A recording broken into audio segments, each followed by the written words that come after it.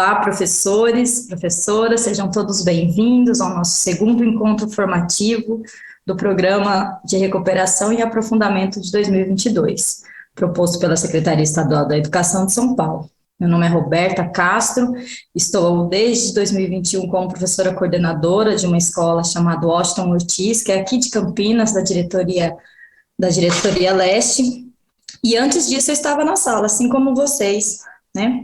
Estou muito feliz em participar desse encontro com pessoas tão queridas como vocês, professores polivalentes da nossa rede estadual, para mais uma conversa com foco na recuperação e aprofundamento da aprendizagem dos estudantes, com vistas a discutir sobre o uso pedagógico das avaliações. Vale ressaltar que o Programa de Recuperação e Aprofundamento tem como seu principal objetivo proporcionar ao estudante a possibilidade de aprender aquilo que é essencial e deverá ser aprendido para seguir sua trajetória para o ano seguinte. Sejam todos bem-vindos à nossa formação de hoje.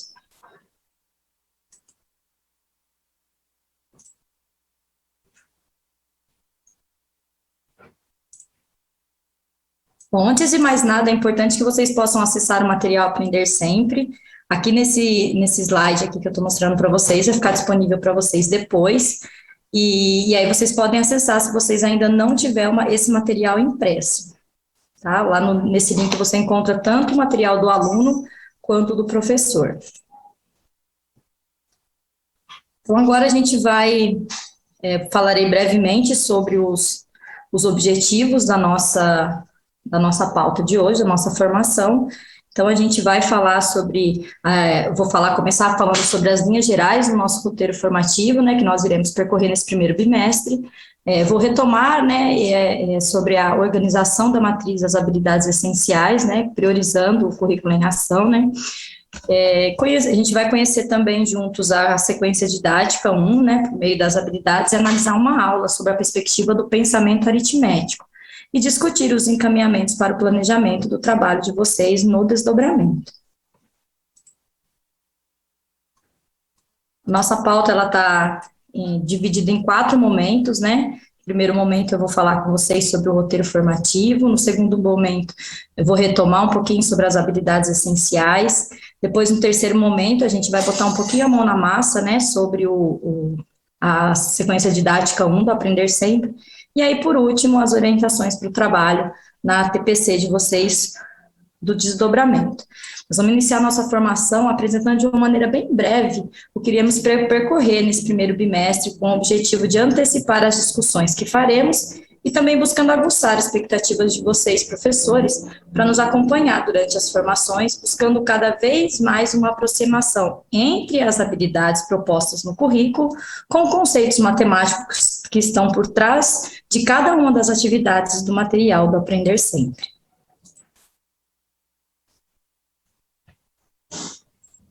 Então, nesse primeiro momento aqui, eu vou falar um pouquinho sobre o roteiro formativo. No primeiro bimestre, a gente vai falar bastante sobre o pensamento aritmético. Esse é um pensamento que ele perpassa boa parte das aulas, né, das sequências didáticas que a gente vai trabalhar nesse primeiro bimestre. E durante o ano de 2021, né, a gente discutiu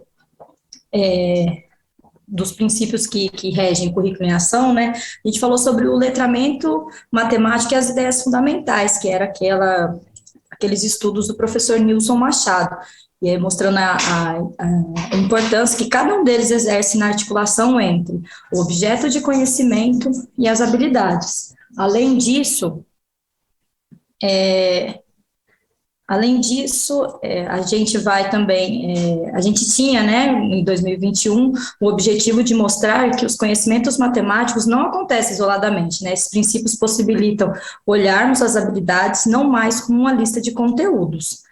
Agora, esse ano, nós continuaremos com Aprender Sempre, mas a gente vai trazer um novo olhar para aprofundar ainda mais os nossos conhecimentos sobre o currículo e sobre os conceitos, né? E aí esse material ele vai proporcionar na aprendizagem das crianças, vai potencializar o aprendizado das crianças. Nosso foco nesse primeiro bimestre será o pensamento aritmético, que permite discutir aspectos quantitativos das coleções de objetos, suas formas de representações, as operações e alguns algoritmos, e também conjecturas e processos de raciocínio que os estudantes desenvolvem para encontrar soluções para diversos problemas. Então, esse será a nossa base dos nossos estudos agora nesse primeiro bimestre.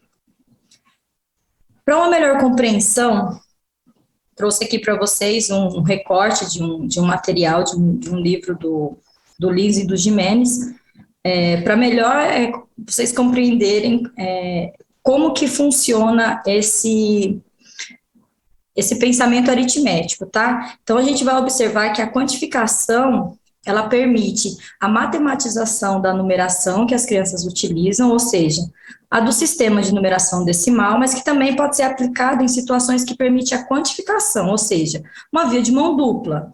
Ao mesmo tempo que ela pode matematizar os números à medida que contam, também a partir dos números apresentados podem quantificar, ou seja, apresentar a sua totalidade ou mesmo a sua distribuição. Então, esse vai ser o nosso percurso formativo, né, que a gente vai estudar nesse primeiro bimestre.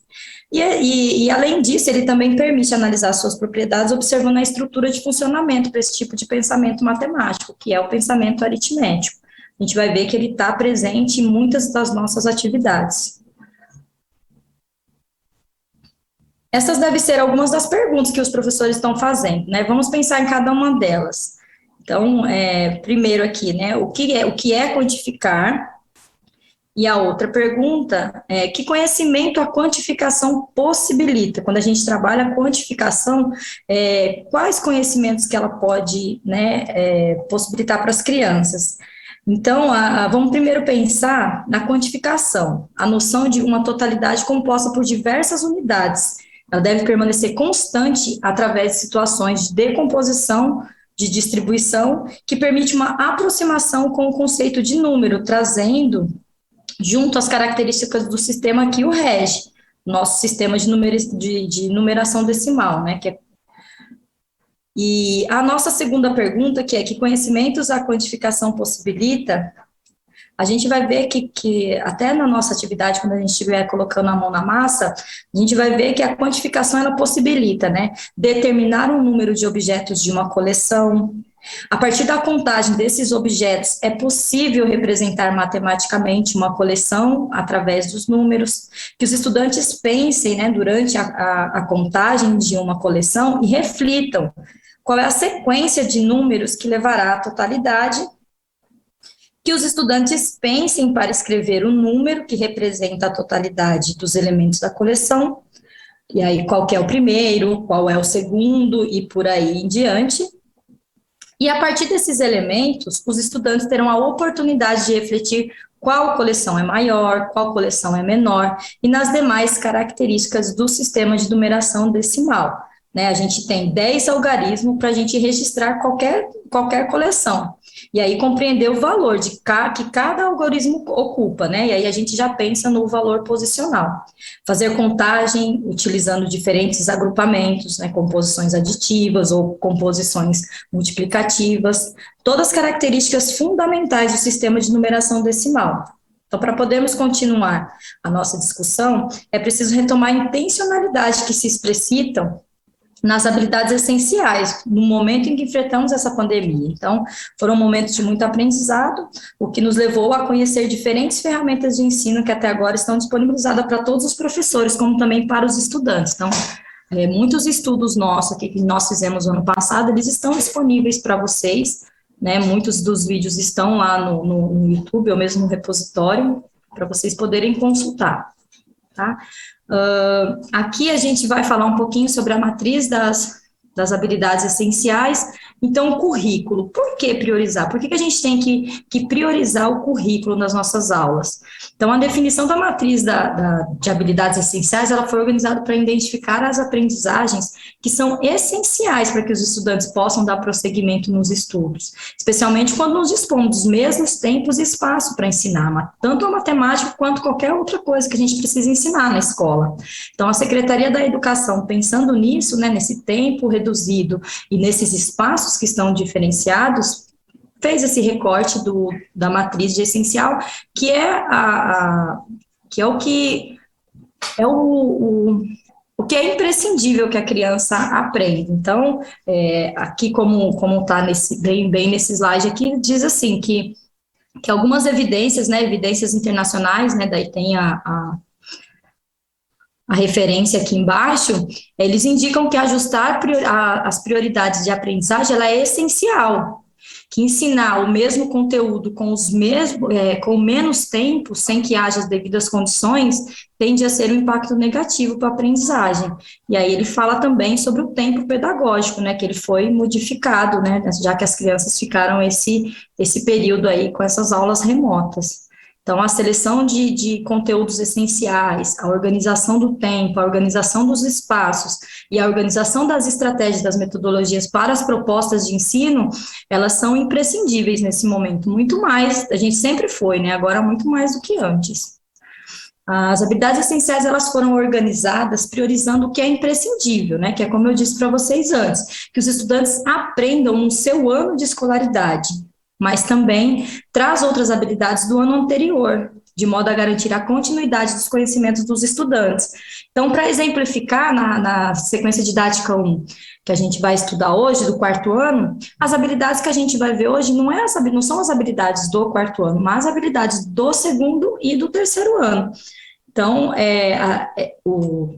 as habilidades essenciais, ele faz esse resgate para que a criança consiga consolidar os objetos, as habilidades que são estruturantes para ela conseguir dar prosseguimento nos estudos. Então, além disso, a matriz de habilidades essenciais, elas norteiam a produção dos materiais curriculares, bem como as avaliações internas e as avaliações externas, né, avaliações do sistema. Então, todas as avaliações, ela vai ter como matriz as habilidades essenciais.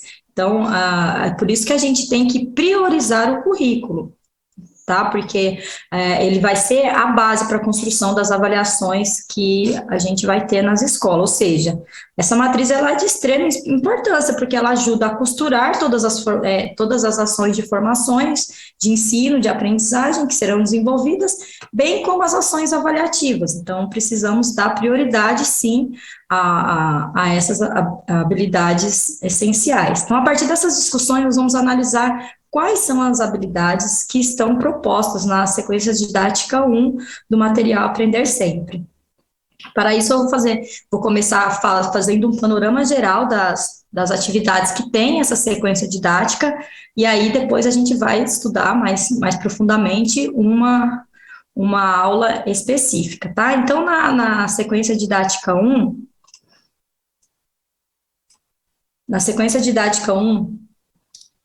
nós temos aqui, né, a oportunidade de trabalhar com diferentes unidades temáticas. Na verdade, essa sequência didática, ela vai trabalhar todas as unidades temáticas que a gente tem no nosso currículo, tá? Então, ela vai trabalhar números, álgebra, probabilidade estatística, grandeza e medidas e a geometria. Então, traduzidas pela proposta apresentadas pelas habilidades essenciais. Então, na aula 1, o foco está na observação das características do sistema de numeração decimal, representar um número, comparar, ordenar, observando o valor posicional e a função do zero.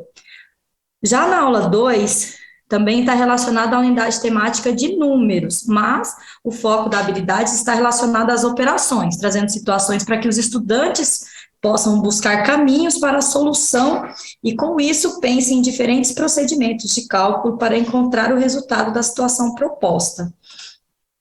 Na aula 3, a unidade temática será de grandezas e medidas e possibilita que os estudantes pensem na estrutura do sistema de medidas de tempo, observando para isso relógios digitais e analógicos para determinar a duração de uma atividade.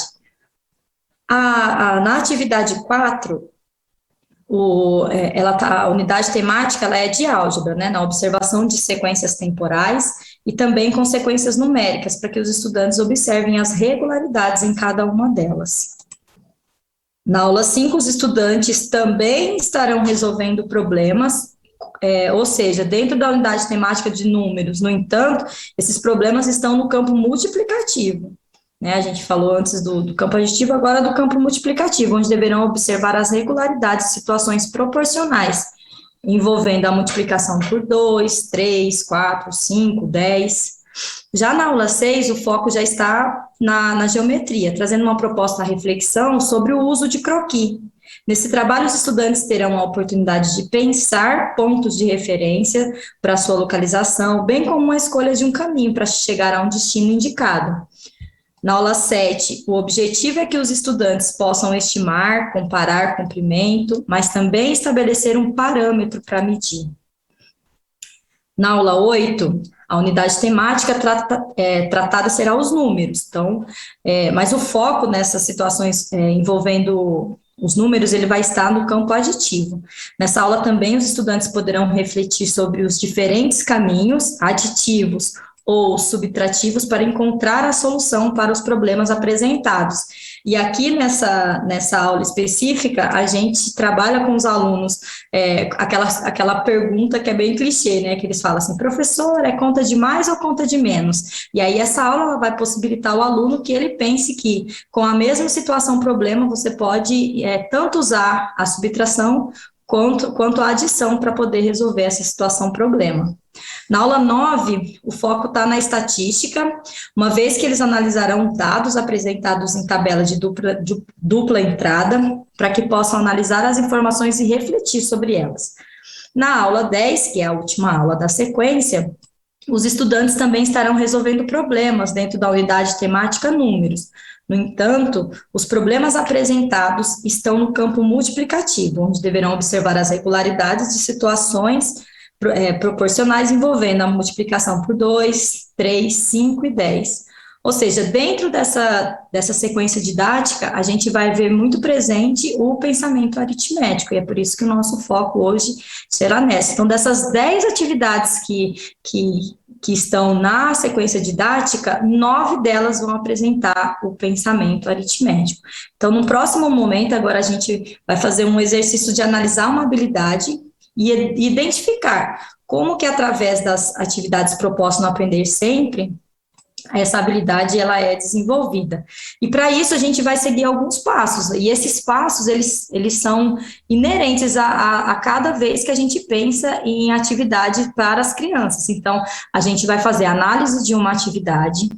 Depois, a gente vai refletir como encaminho a atividade para garantir o desenvolvimento da habilidade proposta, e depois, no final, a sistematização. Então, toda atividade que a gente prepara para as crianças, a gente tem que ter esse processo do antes, durante e o depois. A sistematização, ela é de suma importância. Então, agora a gente vai colocar a mão na massa e olhar para uma atividade que a gente escolheu, que articula ela traz a materialização dessa habilidade dentro do material Aprender Sempre. Lembrando que o pensamento aritmético, ele não está só nessa aula em específico que a gente vai mostrar para vocês, como eu disse antes, ele vai estar nessa sequência didática específica, ele vai estar em 9 das 10 atividades propostas nessa sequência didática. Ele vai aparecer em muitos outros momentos, mas como a gente está aqui no primeiro bimestre, a gente vai por partes. Então, as habilidades essenciais dessa que a gente vai trabalhar é a habilidade EF02MA01 e a EF03MA02, que é o que eu disse a vocês anteriormente. As habilidades essenciais, ela não tem somente a habilidade do ano, ela tem também a habilidade de anos anteriores, que são as habilidades que estruturam, tá? Então, a gente vai olhar agora para essas habilidades e olhar para a atividade. Então, conhecendo a atividade. Essa atividade está no material tanto do professor quanto no do aluno, como eu disse a vocês, depois vocês podem acessar o IFAP se não tiver o material impresso. Então, o objetivo da aula 1, né, os números da colheita de laranja. Então, qual que é o objetivo? É que os estudantes possam escrever, comparar, decompor números naturais, identificando características do sistema de numeração decimal. Então, a primeira coisa que você pode pedir para eles fazerem é pedir para que eles leiam o item 1, e aí, em seguida, faça as perguntas para verificar se compreendem o que é para ser realizado. Então, a primeira coisa que vocês podem fazer em aula é pedir que algum das crianças façam a leitura do item 1, como está aqui. Júlio César, Maria Beatriz e Isabel, com seus pais, foram passar um fim de semana no sítio dos tios José Luiz e Sandra. Lá puderam conhecer as plantações e colher frutas. Então, aí é onde a gente inicia a nossa atividade. Para essa primeira atividade, chama a atenção das crianças para os cartões que indicam o período em que as laranjas foram colhidas. Deixa eu trocar aqui a minha... Então, aqui, ó, no primeiro cartão, ele aparece a colheita que foi feita entre janeiro e fevereiro. No segundo cartão, ele aparece a colheita de março. E no terceiro cartão, a colheita que foi feita no primeiro semestre, tá? Mas, apesar da indicação, né, que eu pedi para vocês observarem, que desses períodos aqui, ela não vai ser o foco dessa aula de hoje, tá? O nosso foco ele vai ser nas características da escrita e a organização dos diferentes registros numéricos. Então, o nosso foco não vai ser no tempo. O tempo, vocês vão ver que ele vai aparecer em outras atividades um pouquinho para frente.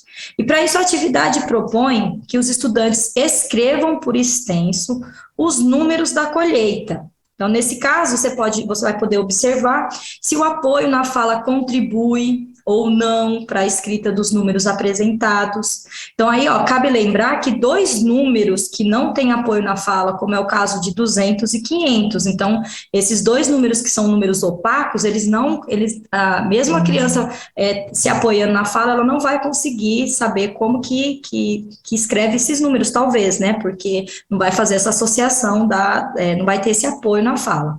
Então, nesse caso, né, que os estudantes podem encontrar alguma dificuldade na escrita, ele vai talvez tenha uma dificuldade no número 284 e no número 2570. Sendo assim, é importante ficar atento para apoiar esses alunos, né, indicando verbalmente como que se fala cada um desses números. Isso vai ajudar na representação da escrita dos números.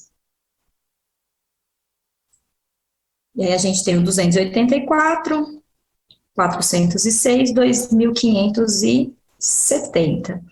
Aqui, né, na atividade 2, ele vai tratar da decomposição de números, o que nos permite chamar atenção para o pensamento aritmético. Quando se solicita que os estudantes pensem em outras formas de representar um número, estamos chamando a atenção dele de que não se pode se perder a sua totalidade, mas que os diferentes agrupamentos mostram que cada estudante pode mostrar uma nova possibilidade de agrupar, pensando agora nas características que os números naturais possuem. Então, com isso, nós estamos fazendo com que os estudantes eles reflitam sobre a estrutura que esses números possuem sem desconsiderar a sua totalidade. Então, mesmo que eles façam diversas composições e decomposições, eles não podem perder a sua totalidade. Então, nesse sentido, você pode, na hora da socialização, abrir um espaço para discutir os diferentes registros apresentados pelas crianças, garantindo apenas que o número seja o mesmo, mas que não há um único registro correto, mas sim muitos. E essa parte da socialização, ela é muito importante para as crianças, para elas verem que há outras possibilidades de se escrever o mesmo número, mantendo a sua totalidade, mas compondo ele de outras formas, como aqui no exemplo. Então, aqui tá assim, ó, você consegue apresentar outra possibilidade para decompor o número 428? Use o espaço abaixo para registrar outras formas. Então, eu trouxe aqui para vocês duas formas também, que é 400 mais o 28, e depois embaixo tem 100 mais 100 mais 100 mais 100 mais 20 mais 8. Então, 2 possibilidades. Mas na hora da sala de aula, na sala de aula, vocês verão que as crianças, elas são muito criativas, então elas vão decompor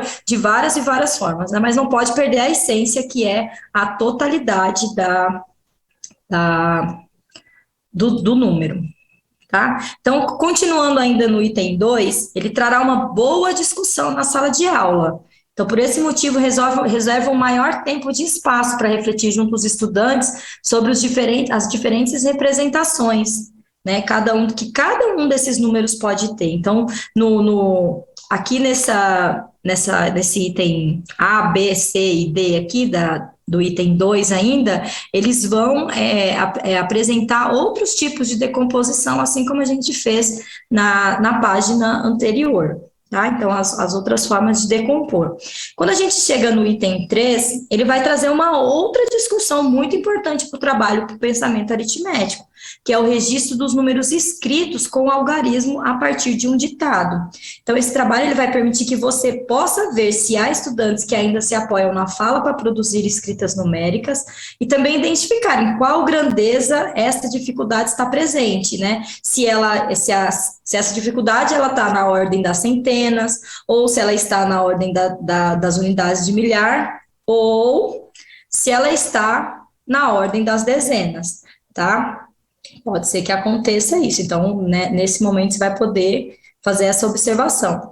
E aí, por último, após a correção do ditado, os estudantes farão um caminho inverso. Eles partirão da representação escrita de números com os algarismos e escreverão por extenso o maior número, os maiores números do ditado. Então, aqui ele tem um duplo desafio. Então, ele, a partir da escrita dos números, né, que você vai ditar, os alunos, eles vão ter que, desses 5 números que você pegou, eles vão ter que elencar 2, que são os maiores, e aí esses 2 que são maiores, ele vai ter que escrever por extenso. Então, a gente observa nessa aula 1, né, os números da colheita de laranja, como a complexidade dessa atividade, ela vai aumentando ao passo que a criança vai caminhando dentro da atividade. Por isso que é muito importante a gente pensar na atividade no antes, né, nos encaminhamentos que a gente vai fazer, no durante, né, os procedimentos que a gente vai trazer junto com as crianças, e no depois, que é aquela sistematização que a gente faz com as crianças, que aí nesse caso aqui a gente fala bastante sobre a sistematização e sobre as crianças poderem trazer as ideias. Então, essa conversa que as crianças têm, as ideias que eles trazem sobre número, é muito importante a gente ter uma escuta atenta dessas ideias que eles têm a respeito dos números, tá? Então, é isso que vai ser a cereja do bolo dessa aula, essa socialização das crianças aí, tá?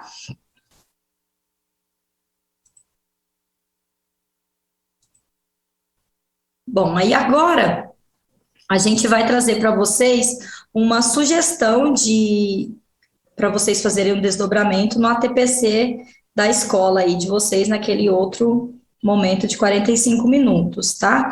Então, a gente vai falar um pouquinho sobre o diagnóstico, a gente vai falar sobre o aprofundamento do estudo do material, sobre o acesso dos estudantes às atividades e o acompanhamento da participação e o engajamento dos estudantes. Então, basicamente, há 3 aspectos que merecem ser o foco da atenção nos momentos de ATPC. Então, são 3, que é o diagnóstico das aprendizagens do estudante, o aprofundamento do estudo do material, do aprender sempre, e os mecanismos para garantir a participação e o engajamento dos estudantes, né? Então, a gente vai falar agora um pouquinho de cada um deles.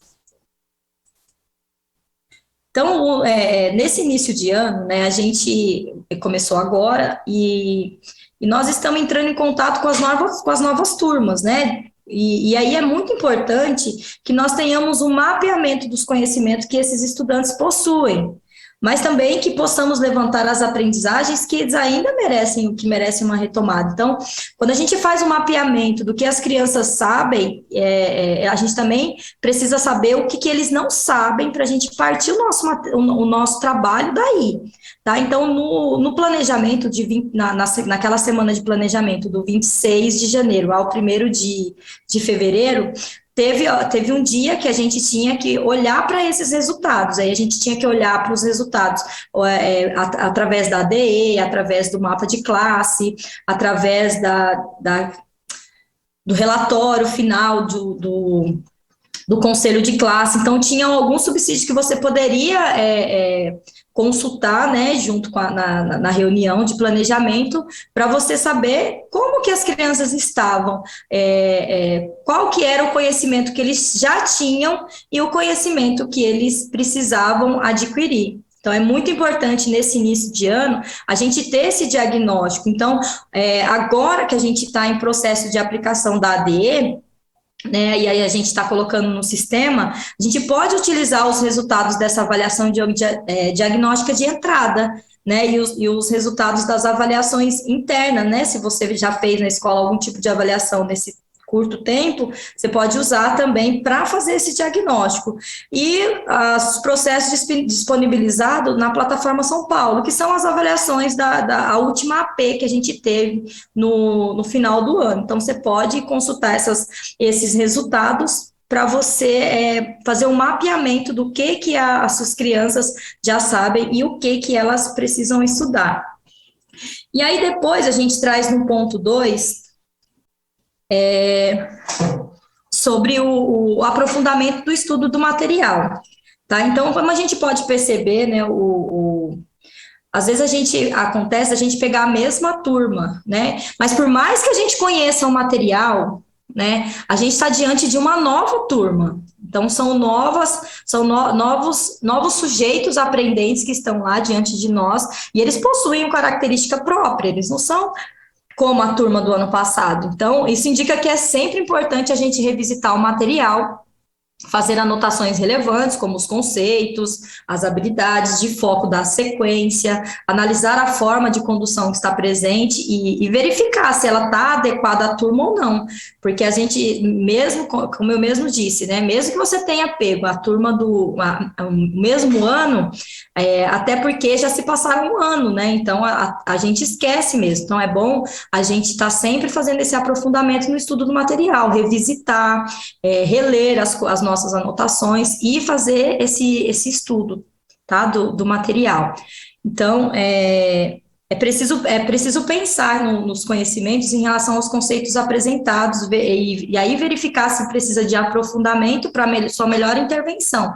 Então, você olha para aquele conteúdo que você vai aquele conteúdo que você vai dar aula para o seu aluno, e você vê se você precisa, né, de se aprofundar mais nesse conhecimento, porque é muito importante que o professor domine o objeto de conhecimento que ele vai apresentar para a criança, e por isso é importante do aprofundamento do estudo do material do Aprender Sempre, tá? Até porque o Aprender Sempre ele é um material novo da nossa rede, então ele demanda muitas horas de estudo para que a gente fique cada vez mais familiarizados, porque assim como as crianças, nós adultos, nós aprendemos também por sucessivas aproximações, então nós precisamos nos aproximar do material que está na nossa rede, já que também nós fazemos parte dela, tá?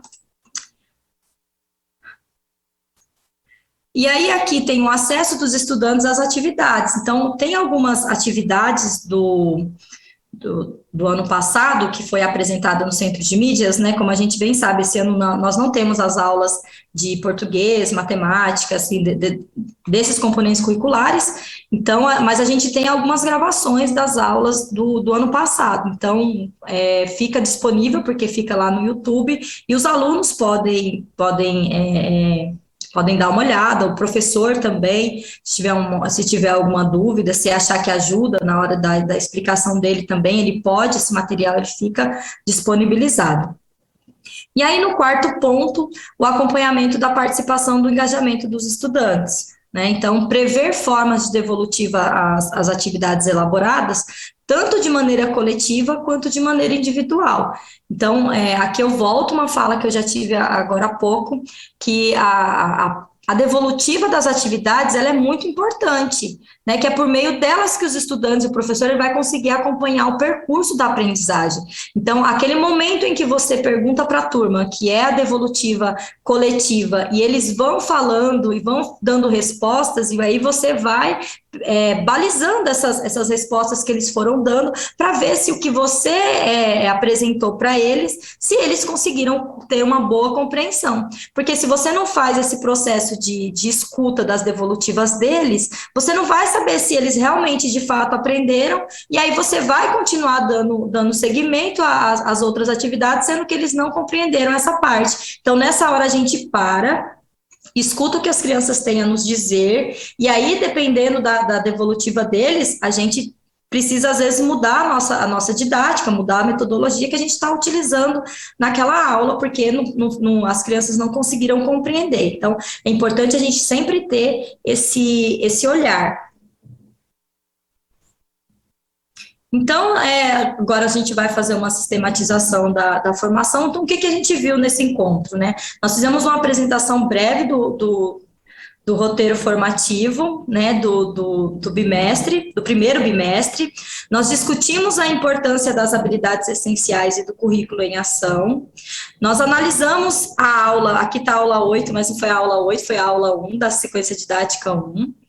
E a sua relação com o pensamento aritmético. Então, e aí a gente apresentou uma sugestão de desdobramento do trabalho na escola após a formação.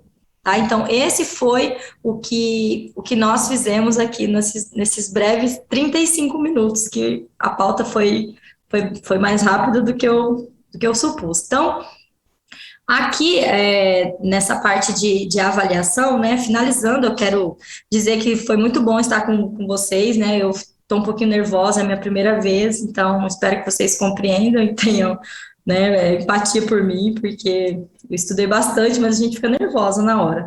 Então, foi muito bom estar aqui com vocês, compartilhando desse momento de estudo e aprendizado coletivo.